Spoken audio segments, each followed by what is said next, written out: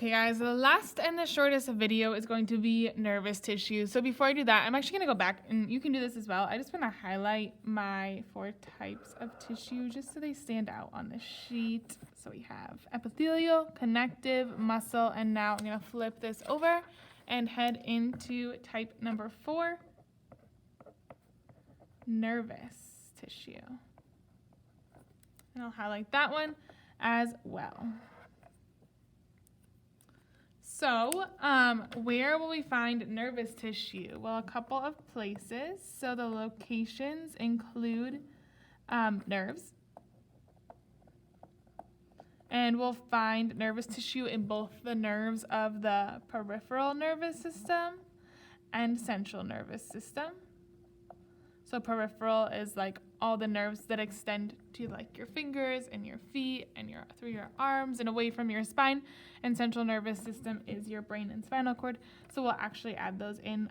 We'll find this nervous tissue all throughout your brain and your spinal cord in various formations. So for function, these are super unique tissues because they can sense changes in your surrounding, right? So I can feel this pen right now because of the nervous tissue that makes up or that is in my skin. And they allow you to process different things going on in your surroundings, your eyes, everything's so amazing about the nervous system. It's such a complex system, your brain and how it all works. So these are really unique. This is a really unique tissue type, and its cells are really unique. So their function is sensing change in surroundings. And they also have the ability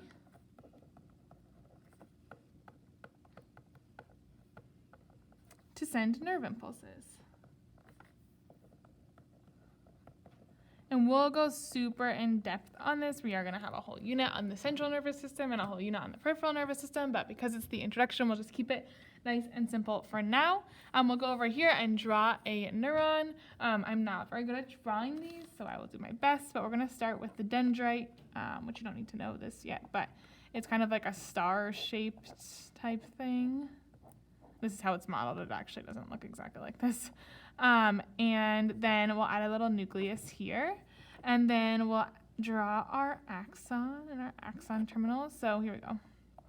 This is a single cell. It's really not this big. I drew it huge. I don't know why I drew it so huge. It's small like the rest, but there we have it. I don't know. That's the best I could do. But anyways, this is a neuron. Tons of neurons make up nerves themselves. This is like our tiniest little cell, our little guy. And in addition to neurons, there's also these cells called neuroglia cells, and they're just helpful for like supporting the neurons and providing them with nutrients. And when you see neuroglia, they're kind of funky looking. There's so many types, but usually they have like this dendrite portion here. Let me just show you like a picture of an actual neuron. Yeah, there we go, right? So a lot of the neuroglia are going to have like this structure and various formations, but you can kind of clearly pick out the dendrites. If you see those are usually neuroglia cells. Here's one under a microscope. You can see it doesn't look quite like the drawing, but kind of the idea. So we'll take a look at all that. And that's your last one. So nice job. You are all done with lecture number 2.